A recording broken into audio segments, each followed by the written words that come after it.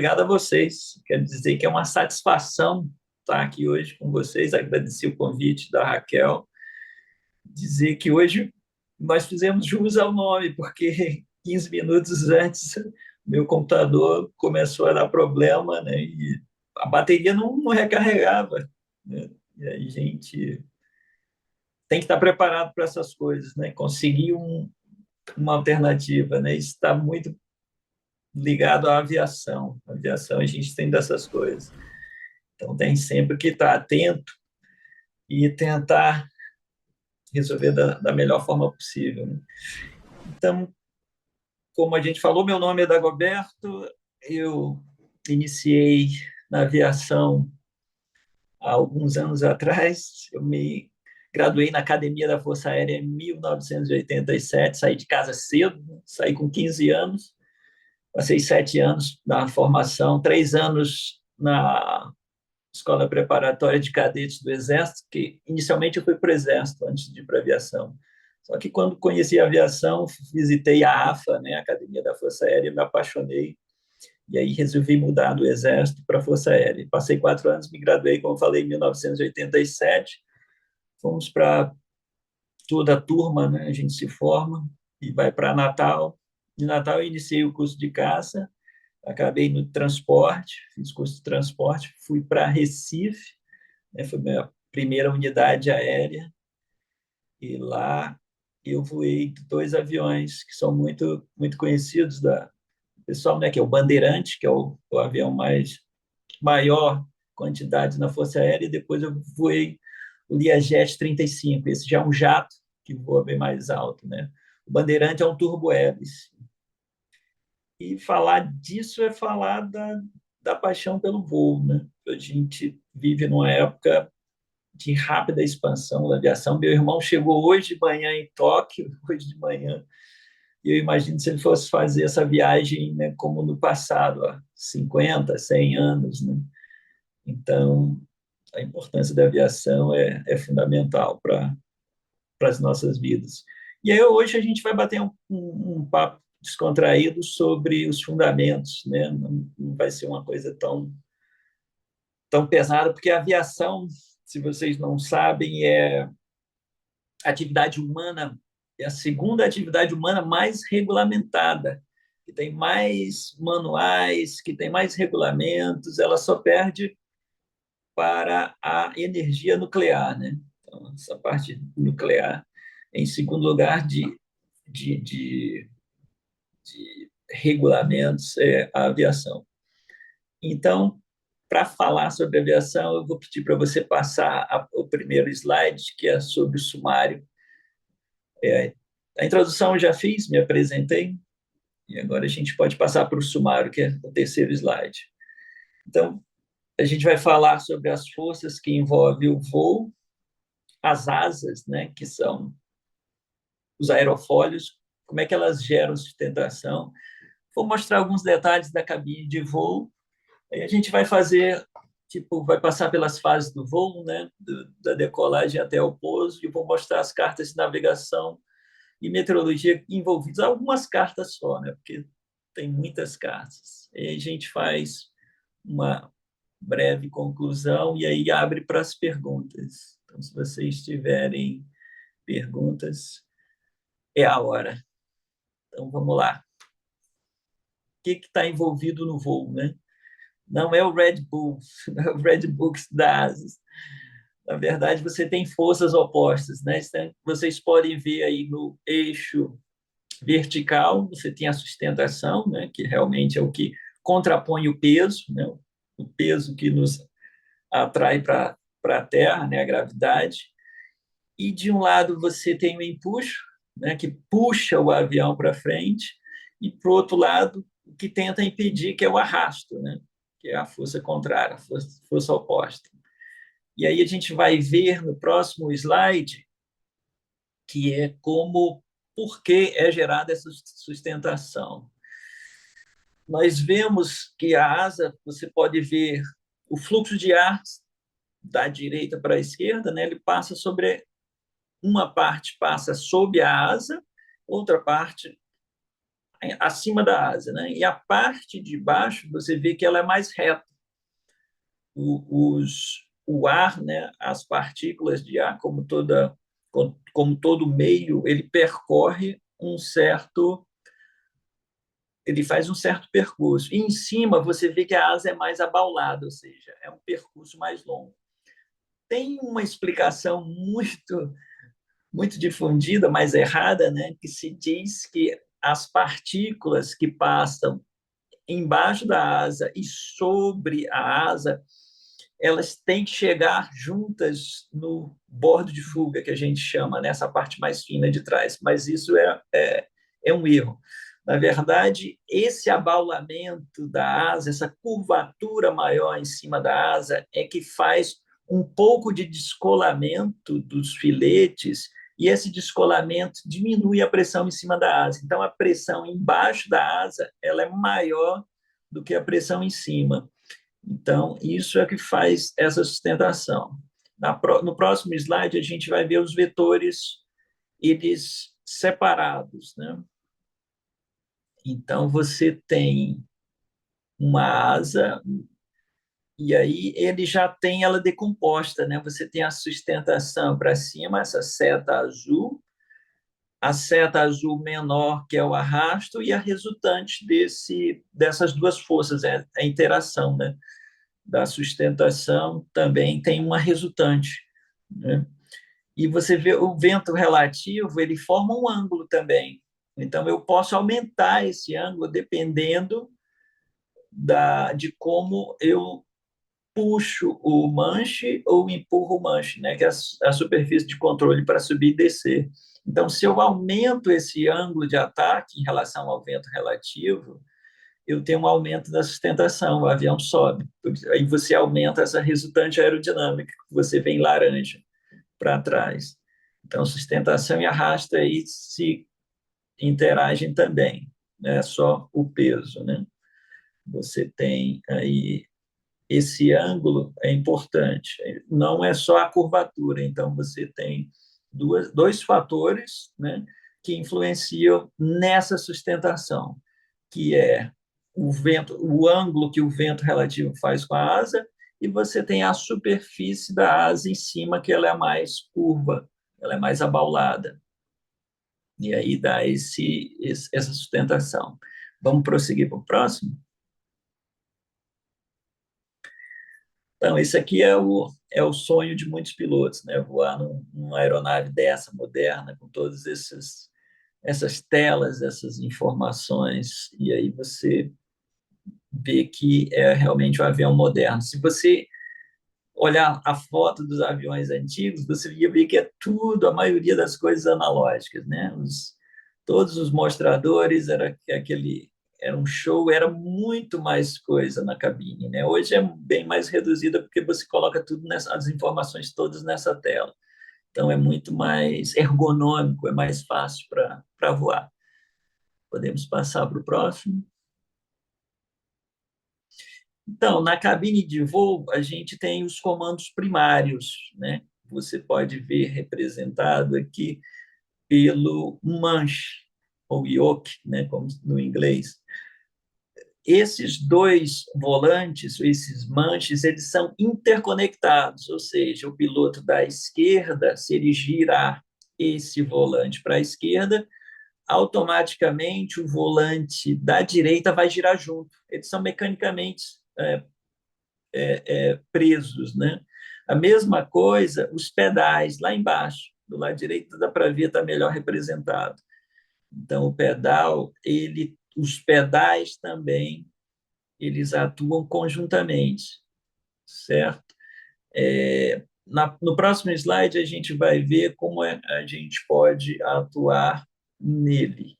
Então, você tem o manche, né, que é esse parecido com o volante, você gira ele para a direita, você tem um aileron na asa, da asa que direita, no caso, ele sobe, ou seja, empurra a asa para baixo, e aí o avião se desloca para a direita.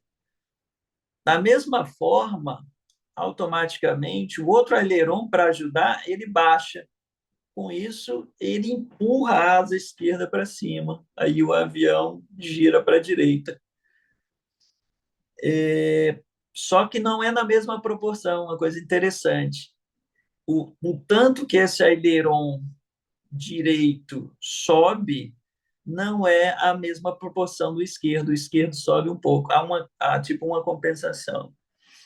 É só um detalhe. Às vezes a gente acha que eles se equivalem, né? Mas não, é interessante isso. Pode passar para o próximo, por favor. Então, como o manche atua no avião para subir e descer? Ele, se a gente puxa o manche na nossa direção, ele faz o profundor lá atrás na cauda se elevar. E aí a cauda é empurrada para baixo e o nariz do avião sobe. E aí sobe. A mesma coisa ao contrário, se você empurra o manche, o nariz do avião desce, porque o profundor vai descer e fazer a cauda levantar. Vamos para o próximo. Os pedais. Os pedais lá embaixo, eles têm a função de atuar no leme, que é o rudder. Ele faz a ele tem a função de coordenar o avião, porque se você usasse apenas o volante para a esquerda ou para a direita, ele faria a curva, mas ele daria uma escorregada, é o que a gente chama de tem um termo que é yaw, em inglês é yaw, que seria como se escorregasse. Então, o pedal ajuda para coordenar essa curva, para não ficar descoordenado, não escapar pela tangente. O, o, e quanto mais rápido o avião, menos você precisa do pedal. Se você tem um jato, que é um avião rápido, você praticamente não move o pedal, é muito pouco. O aileron consegue fazer sem essa derrapagem. No caso de um avião bem lento, por exemplo, um planador, ele, ele já precisa bastante de pedal, porque para coordenar. Então, dependendo da velocidade, você usa mais esse recurso do pedal para coordenar o avião. Você pode passar para o próximo. Então, a cabine de voo, como eu mostrei, ele tem muita informação. Esses da direita aqui está mostrando a posição do piloto da direita, né? Então, ele tem informações básicas de voo, né? Tem um horizonte artificial, você pode ver a parte azul, que representa o céu, e essa parte marrom representa o chão. Então, a gente voa olhando o aviãozinho ali, como se fosse quase um videogame, né? O voo para o instrumento, você voa olhando para esse horizonte. Esse é seu horizonte. Não existe o horizonte lá fora. O horizonte lá fora existe quando você está fazendo um voo visual. Então você concentra, né? Aí está a sua vida, né? Aí é o mais importante, é o foco. O resto você, se você está voando sem o piloto automático, por exemplo, você voa olhando no horizonte e aí de esguelha você vê como está o motor, como é que está a navegação e volta 100%, né? É o foco. É como se fosse o centro de uma roda de bicicleta. Então a atenção do piloto está mais voltada aí nessa tela, né? E aí você tem o altímetro que está à direita desse horizonte artificial. No centro, essa tela central que tem a navegação em negro, você tem uns waypoints, você vê, hoje é tudo digital, né? Antes a gente tinha que levar um monte de carta a bordo, agora todas as cartas, toda a biblioteca, ela fica armazenada aí nessas telas, né? No computador de bordo. Então, esse é o FIS, que é a sigla em inglês, Electronic Flight Instrument System. Desse painel esquerdo, você tem todas as indicações do motor, né? A temperatura, a pressão, a rotação do motor, tá toda a parte de motorização está aí. Apenas um exemplo para vocês terem uma noção, né? Vamos para a próxima? Aqui a manete de potência. Como vocês viram, o manche ele é interligado, né? O que um faz de um lado, o outro faz do outro mecanicamente.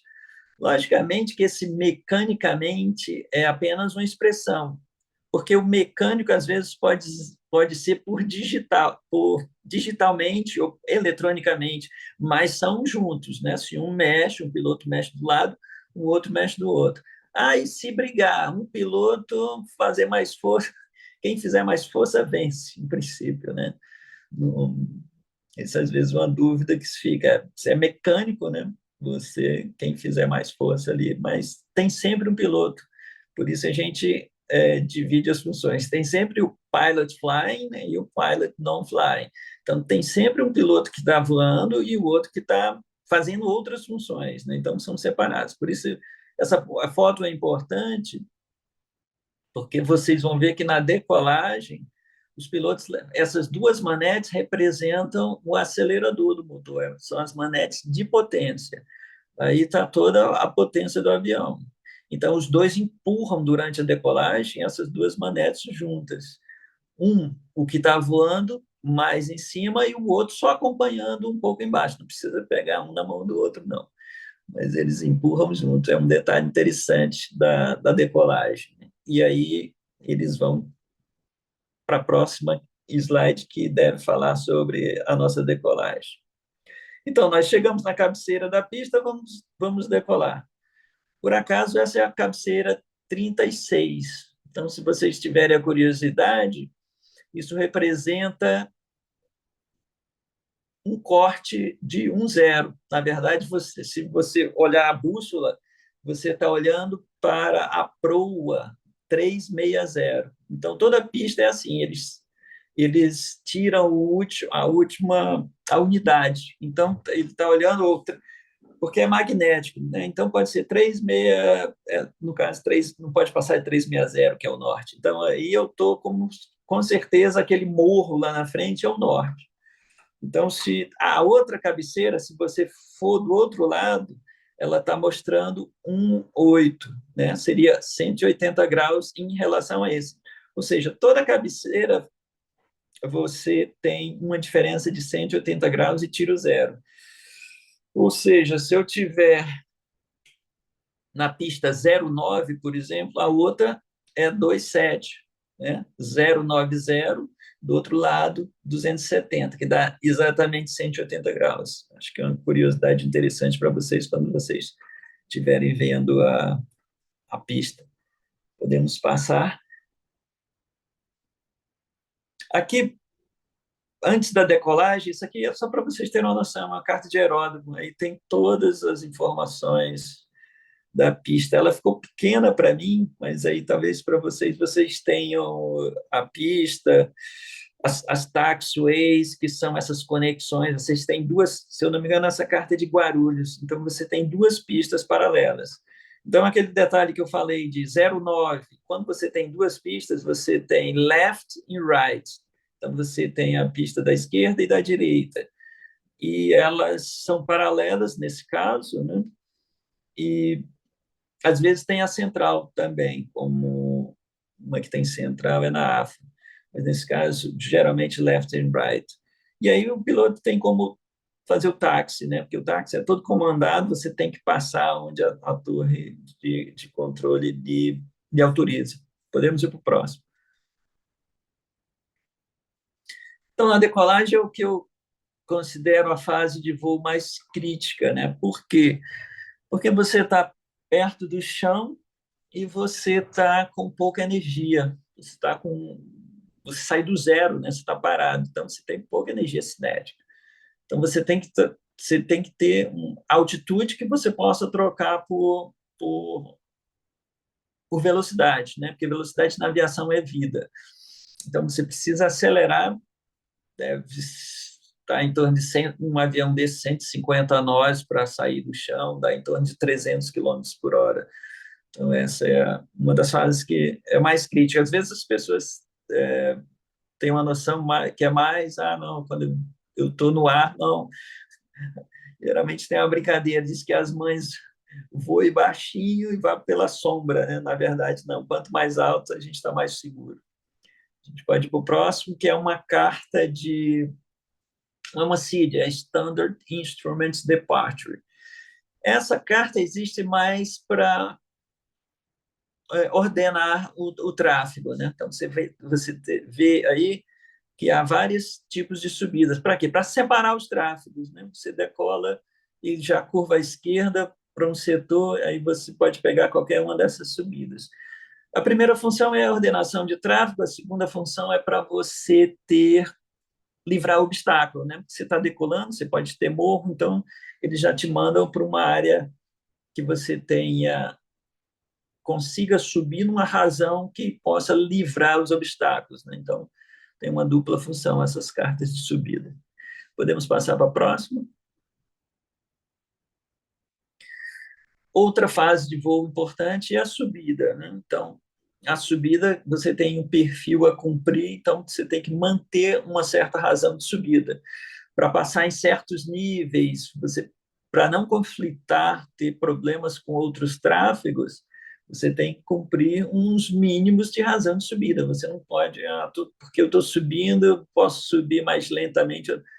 Você tem que cumprir certos padrões para passar certos níveis acima de certas altitudes, para não conflitar com outros tráfegos, né, para não dar problema. Então, é outra fase que é mais crítica também, porque geralmente as subidas são perto de aeroportos, né? E aí você pode estar conflitando com o tráfego descendo, subindo. A próxima fase, que é a rota, que é o cruzeiro, já é mais tranquilo. Porque você já atingiu a altitude de cruzeiro, você pode, se tiver algum problema, se o motor falhar, você pode trocar essa velocidade por essa altitude por velocidade, né? Você pode planar, que se chama, né? Glide, você pode trocar. Você tem uma bolsa de altitude, vamos dizer, para trocar por velocidade. Então, se tiver, vamos dizer que acabou o combustível desse avião, ele vira um planador, ele continua descendo e ele pode. E há casos de aviões que pousaram sem motor, conseguiram pousar fizeram isso, trocaram a altitude por velocidade, né? Então, não é o fim do mundo, né? Vamos para o próximo? Aí já, quando você está em cruzeiro, você tem essas cartas que tem as aerovias. Em preto, você tem um quadradinho preto, você tem o número, o nome, que geralmente é uma letra e um número com aerovia, para você ficar balizado, né? E geralmente essas aerovias são balizadas por auxílios à navegação. Um rádio, então você navega em relação a um rádio, uma referência, uma frequência de rádio, um VOR, um NDB, são auxílios à navegação. E aí você tem a proa, você tem a distância, que é em milhas náuticas, né? Outro aspecto que a gente usa milha náutica, que é 1,8 quilômetros. Então, a gente usa a velocidade em nós. Então, quando eu falo, ele decola com 140 nós, então você multiplica quase por dois, né? Então, seriam uns 260 quilômetros por hora, por exemplo. Podemos passar para a próxima. Aí a descida também aí já é uma fase mais tranquila. No passado era bem complicado, você tinha que ficar calculando em que ponto eu tenho que descer. Quando a gente não tinha GPS, a gente tinha que fazer cálculo manual mesmo. Eu tenho que descer com tantas milhas antes, porque hoje o GPS, o computador de bordo, ele já te dá, não, você tem que descer nessa distância, porque o vento, tal, tal, tal, a sua velocidade, a sua altitude, então ele já está bem mastigado. Então, as máquinas realmente estão muito eficientes hoje em dia, né? Tem até uma brincadeira, tem uma piada que diz que no futuro, na cabine de comando, vai ter um cachorro e um homem, né? Aí a função do homem é alimentar o cachorro. E a função do cachorro é não deixar ninguém tocar nos comandos de voo, que vai ser tudo automático. Acho que vai demorar um pouquinho ainda, mas Vamos lá, vamos para aproximação. Aqui é uma fase bem interessante, que é a mais trabalhosa, vamos dizer assim, porque você tem, por exemplo, uma carta de aproximação, aqui está pequeno para ver, mas eu acho que essa é de Congonhas, em São Paulo. Então, nesse retângulo superior, você tem toda a parte horizontal, no plano horizontal. E nesse retângulo de baixo, você tem o perfil vertical da descida. Então, tem certos auxílios, onde tem um X, por exemplo, você inicia a descida, você tem que mandatoriamente, é mandatório você passar naquela altitude, por exemplo. Se você não passar, você provavelmente nessa aproximação final, que é de precisão, que você vê a pista muito, muito próximo, se estiver bem fechado, eu acho que Congonhas é 200 pés os mínimos, se eu não me engano. Acho que está escrito aí 2.800. A pista está a 2.600 pés, mais ou menos, e, e os mínimos é 2.800, se eu não me engano. Eu já, uma vez, já posei em Congonhas e estava nos mínimos. Eu vi a pista quando atingiu esses mínimos, 2.800. Aí você vê a pista e prossegue. Se não, você faz um procedimento de aproximação perdida, que é o go around. Tem essa parte pontilhada, é o que mostra o percurso que você tem que seguir. Então, isso tem que ser muito bem acordado entre os pilotos.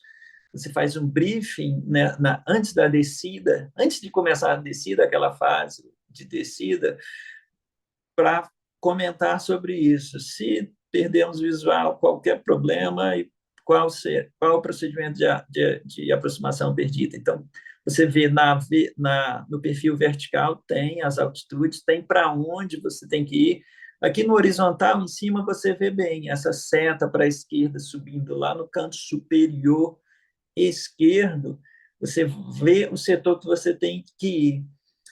É interessante notar também aqui no retângulo superior, esse círculo que tem as altitudes mínimas, tem as altitudes de aproximação. E tem, se você vê esses númerozinhos, à direita é a esquerda da aproximação perdida, são as altitudes, são os picos. Então, o piloto tem a noção de onde estão as maiores altitudes.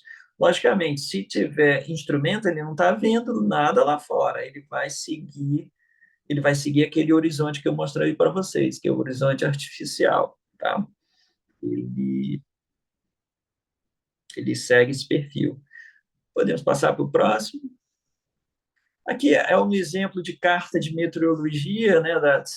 Você tem frentes frias, frente quente, são esses triângulos mais esses triângulos pretos que você tem uma reta entre eles, né? De um lado você tem a frente, esses círculos com tracejados são as nuvens em altitude, você tem os níveis, então é bem, bem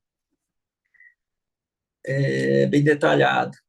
E isso a gente vê antes do voo, né? A gente leva essa carta antes do voo para ir acompanhando. A gente pode passar para a próxima.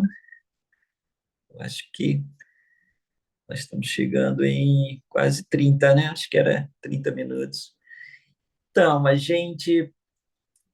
eu me apresentei, falei sobre a minha trajetória, falei da importância da aviação, mostrei para vocês as forças envolvidas no voo, né? A baixa pressão que ocorre em cima da asa, que permite que se crie sustentação, né? A pressão debaixo da asa é maior e as asas, como eu falei, são aerofólios, né?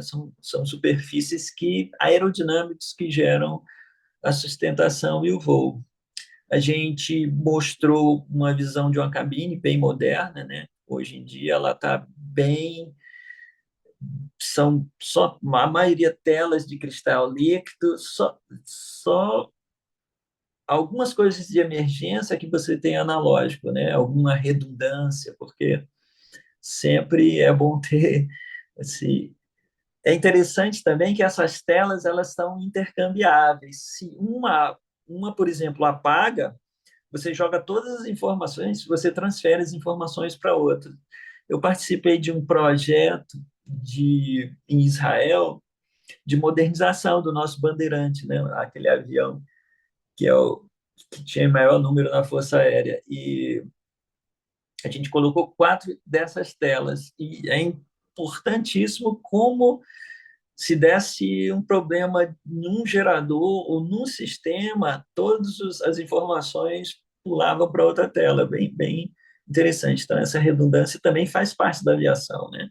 Dizem que a medicina evolui de funeral em funeral, a aviação também. A aviação a gente aprende muito com os erros, né? Com as investigações, tem uma coisa muito interessante na aviação, porque a investigação do acidente aeronáutico ele não tem caráter punitivo, ele tem caráter de estudo, de estudar. O caráter punitivo vai ser as autoridades policiais que vão, mas a investigação aeronáutica feita pelas aeronáuticas é para tentar não repetir esses erros, né? Então a gente passou pelas fases do voo, vocês viram a subida, a decolagem, a subida, o voo de cruzeiro, a descida, a aproximação. Eu mostrei para vocês algumas cartas e eu queria concluir dizendo que é uma é uma coisa assim muito apaixonante, né? Você tem milhares de você sempre tem alguém que diz, eu queria ter sido piloto, mas aí não, meu pai não deixou, ele ficou com medo, minha mãe, então tinha muitas coisas assim. É, mas é uma carreira muito bonita e eu estou à disposição. Se o que vocês precisarem, eu também comecei a fazer interpretação em 2016, 2017 e estou nessa lida também como vocês e me põe à disposição o que vocês precisarem e estou aberto para perguntas, qualquer coisa que eu possa ajudar, dirimir,